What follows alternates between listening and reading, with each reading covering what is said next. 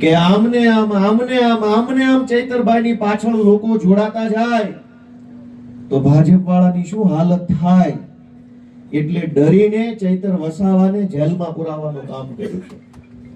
તમે વિચારો કે કેટલાય વર્ષો પછી એક તો એવો નેતા મળ્યો કે જે આપણી વાત રોજ બોલે.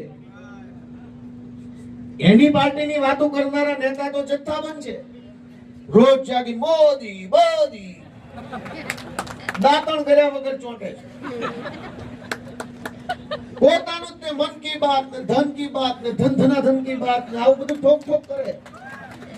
પણ તમે સમજો કે રોજ સવાર પડે અને ગુજરાતના આદિવાસી સમાજના છેવાડાના માણસની ચિંતા કરતું વક્તવ્ય આપે એવો એકમાત્ર માણસ હોય તો એ ચૈતરભાઈ વસાવા છે.